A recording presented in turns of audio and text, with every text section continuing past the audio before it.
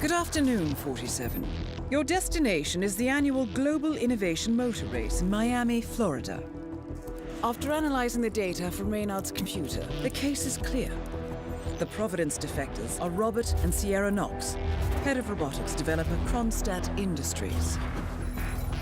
A visionary inventor and technological innovator, Robert Knox has spearheaded Kronstadt Industries to the bleeding edge of technological development. His equally brilliant daughter, Sierra, is not only a financial wizard, but also a fiercely competitive race car driver with a fiery temper to match. Kronstadt enjoys enormous popularity with global consumers. However, few are aware that the company is also one of the world's leading suppliers of next-gen military tech. Last year, despotic ruler Jin Po employed prototype Kronstadt drones against peaceful civilian protesters in the now infamous Tungan Valley incident. And although it has yet to be proven, there is little doubt that the Knoxes personally brokered the deal, making them complicit in a war crime. It is unclear why the Knoxes would betray their masters, but likely the fear of being next on the Shadow Clients hit list has pressured them to cut a deal with the enemy. Undoubtedly, with Kronstadt Industries on their side, the militia will increase their attacks tenfold, and so our contract obligates us to retire Robert and Sierra Knox and contain the damage they may inflict on Providence. I will leave you to prepare.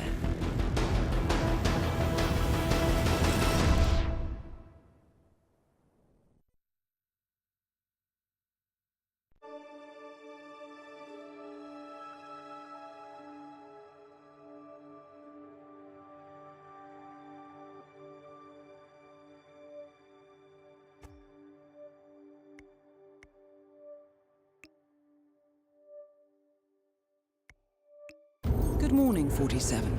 Our Providence contact has shared the identity of the Shadow Client, a former mercenary and bodyguard by the name of Lucas Gray. His past is a black void, but our analysts are digging deep. Meanwhile, we've had a breakthrough of our own. Comparing the militia's attack patterns with global shipping and transportation routes, we've figured out how Mr. Gray and his paramilitaries move around the world undetected.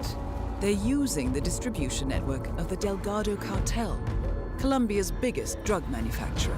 Clearly, Gray must have struck a deal with the Delgados. Consequently, if we can cripple the cartel, we can severely limit the militia's strike range. But to do so, we need to slay a three-headed serpent. Sociopathic cartel head Rico Delgado and his two closest lieutenants, PR guru Andrea Martinez and savant chemist Jorge Franco. With equal parts guts and guile, Rico Delgado runs a thriving billion-dollar criminal empire. The word is, the brutal and volatile cartel head is hell-bent on becoming the #1 drug lord in the world. To achieve this, Martinez, a childhood friend of Delgado's, has been buttering up state leaders and decision-makers, paving the way for an expansion of the Delgado logistics network, while the brilliant but aloof and antisocial Franco has been hard at work developing a new type of super cocaine. So, three of Colombia's most infamous crime lords inhabiting a decidedly hostile environment. I will leave you to prepare.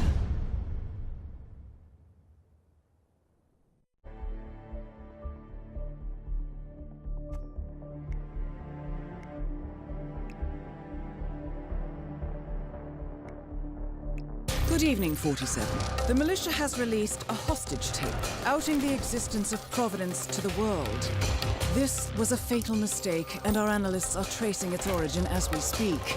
In the meantime, we have a lead on Lucas Gray's top lieutenant. Turns out the Delgado cartel's counterfeiting unit was creating fake IDs for the militia, and one operative in particular stands out, Wazir Kale, an infamous South China Sea pirate better known by his nom de guerre, the Maelstrom.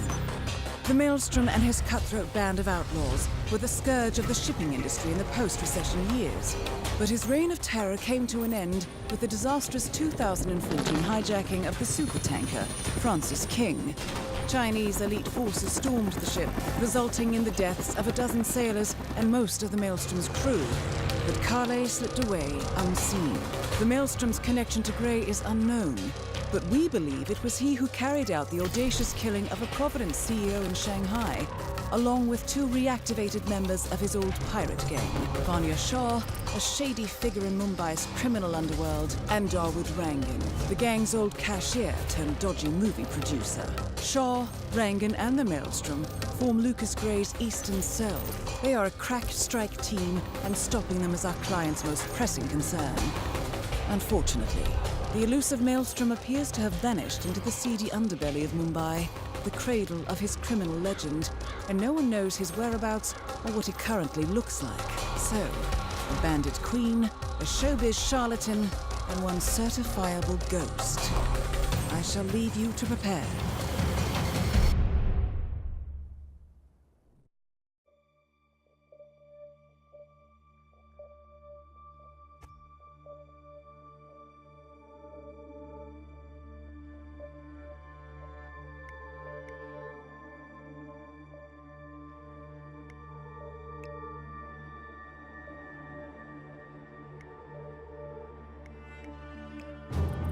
Gentlemen, let's go over the plan. The first constant is none other than Janus, the legendary Cold War spy master. A KGB senior officer and head of the 6th Column Special Branch at Lubyanka, Janus is a certified genius and expert of counterintelligence. He retired from the KGB in 1988 when he fell out of favor with the Kremlin and defected to the US. Shortly after, the Soviet Union collapsed.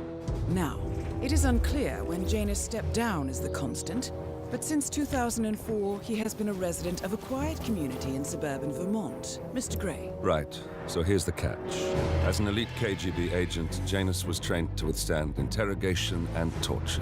No amount of pressure will force him to disclose information he doesn't want to. Instead, we will need to search his home for clues. But if Providence learns of our presence, the game is up. So we frame Janus, make Providence think he was the real Shadow client. Correct. I will file a false ICA report, claiming to have traced a number of calls from Janus's house to the Institute in Romania. The case will seem clear. Mr. Gray was only a figurehead. Janus was pulling the strings all along. And by eliminating him, we will have neutralized the militia, once and for all. However, for this subterfuge to work, you'll also need to deal with Janus's security detail. A Providence herald and former Secret Service agent by the name of Nolan Cassidy. Intel describes him as diligent and inquisitive, and we cannot risk that he contradicts our story to his employer. Seems workable. I certainly hope so. Everything depends on this next move, 47. You made this our fight.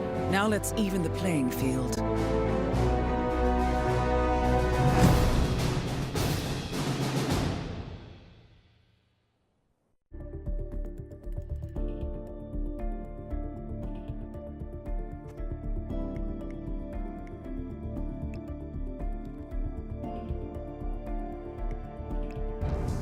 Attention, gentlemen.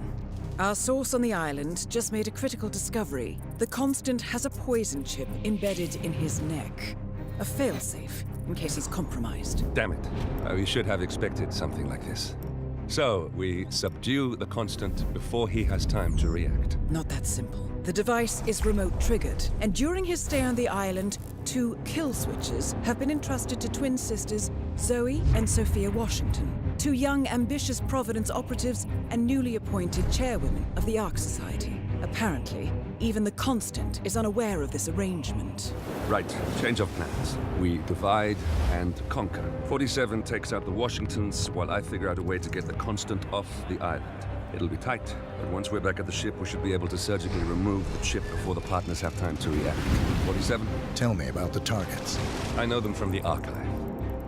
Zoe and Sophia's father is president of a powerful conservative think tank, one of Providence's prime assets. The apples don't fall far from the tree. No saints either. According to ICA files, the twins are pampered socialites who get their kicks from treasure hunting. Commanding a band of trigger-happy mercenaries, Zoe and Sophia prowl the world in search for ancient relics. With little regard for local culture or even human life, they stop at nothing to claim their prize. Well, Collateral damage they may be, but safe to say, they have it coming.